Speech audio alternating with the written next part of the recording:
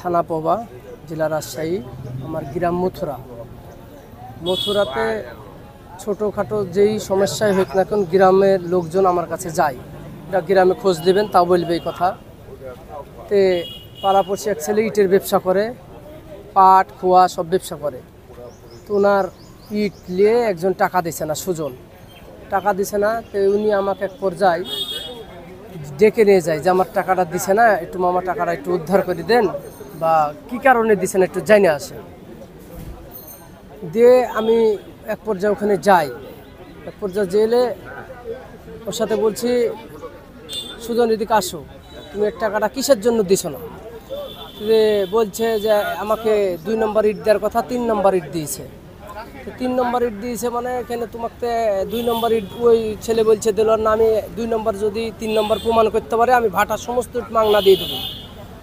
এই বলে তর্ক বিতর্ক করতে করতে এই যে আমাকে ডেকে নিয়ে গেছে। তো বলছে যে তোর হায়দার কি করবে, হায়দারের ঠাপানির টাইম নেই, চুদার টাইম নেই বলে গালাগালি শুরু করে দিয়েছে। গালাগালি শুরু করে দেওয়াতে তর্কতর্কি করতে করতে এক পর্যায়ে ধরেন আমাকে ওর পিছনে রড ছিল, রড দিয়ে তখন এখানে আঘাত করে। আর এক ভাই মুন্টু, ওরা পরিকল্পনা করেছিল আর কি।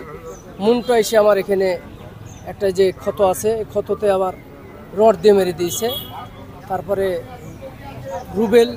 রুবেল এসে যে এখানে একটা রড দিয়ে মেরে দিয়েছে। মারি দেওয়াতে আমি ওখানে এক পর্যায়ে পড়ে গেছি। পড়ে যাওয়াতে আমি যখন সব চিল্লাচিল্লি করছে, সবাই তখন আসি থেকে রেখে তো উদ্ধার করে আমাকে মেডিকেলে 13 তারিখে ভর্তি করে। 13 তারিখে ভর্তি করার পরে 2 দিন পরে আমাকে ছুটি দেয়। ছুটি দিয়ে বাসায় গেছি। ওরা মনে করছে যে মামলা করেছি যখন, তুক তো একটা তো আমার জেলে ঢুকতে হবে, 10টা মারলেও জেলে ঢুকতে হবে বলে আমার বাড়ির আরও 10 জনকে আহত করে তুই 10 জনা মেডিকেল এখন বর্তমানে ভর্তি। আমি এখানে আপনার প্রশাসনের দৃষ্টি আকর্ষণ করছি, আমি গরিব মানুষ। আমার বাড়ির সামনে যে কোনো লোক গেলে লাঠি সাটালি সব বসে আছে গুন্ডা বাহিনী নিয়ে, যে যারা যাব তাদেরকে ধরে মারবে আবার। তো এখানে আমি প্রশাসনের দৃষ্টি করছি, সাংবাদিকের দৃষ্টি আকর্ষণ করছি, এটা আপনারা অবশ্যই তুলে ধরবেন। আমার দাবি যেন এরকম বিচ্ছিন্ন ঘটনা, আমি শান্তি চাই, আমি এর সমাধান চাই, আমি শাস্তি তো চাই, আমি শাস্তি চাই, এবং শাস্তি সমাধানের মধ্যে তো শাস্তি হয় না। তা আমার সেই শাস্তিটা চাই, যে আমাকে যে গরিব মানুষ পেয়ে এরকম জখম করলো, এর আমি অবশ্যই শাস্তি চাই। আমার মাথাতে আপনার প্রথম দিন 14টা সেলাই, কালকে আবার 10টা সেলাই, হাতে ধরেন এই যে 6টা সেলাই, এর আমি বিচার চাই। এই ঘটনার সাথে জড়িত আছে আপনার হুকুম দেখা হয়েছে কটা, সুজন 1 নম্বর আসামি। তারপরে আপনার হচ্ছে সুজনের ভাই আপনার মুন্টু, তারপরে মঞ্জিল, তারপরে কটার বেটা হলো জাহাঙ্গীর, তুহিন, তুষার, ঠিক আছে, এরাই সব একসাথে জড়িত। মারামারি এই কেন্দ্র হলে আমার স্বামীকে আমি মেডিকেলে ভর্তি করি। চিকিৎসা পর্যায়ে আমাদেরকে ছুটি দেয়। এই ছুটি দেওয়ার পরে বাসায় যাই।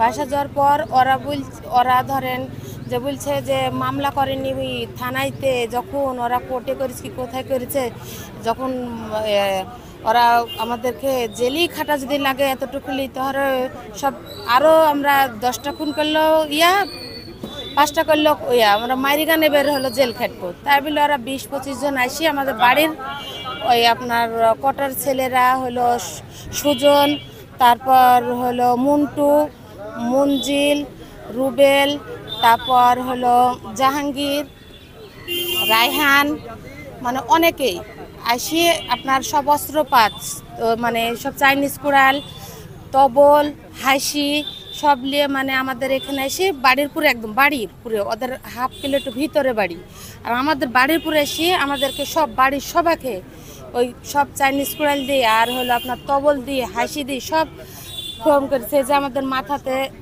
লাগিয়েছে, আমার ননদের গোটা কপাল চাইনিজ কুড়াল দিয়ে কাটিছে, আমার হলো ভাসুরের হাত গোটায় কাটিছে, আমার ননদের ছেলের পা হলো কাটিছে, মানে আমার আরেক ননদের নাক এখানে কাটি ফেলেছে, আরেক ভাসুরের কান কাটি ফেলেছে। সবাই আমরা 12 জন মেডিকেলে ভর্তি আছে এখন অবস্থা। এখন আমি দাদা ওদের একটা শাস্তি চাই, যে এত হলো আমাদের খেয়েছি বাড়ির পুরে এসে মারিছি, আমরা গুরুতরভাবে ওদের শাস্তি চাই। এখনো বলছে যে বাড়ির পুরে যে করা আছে এখন ওদেরকে আরও হলো আমরা হলো জবাই করতে আসবো।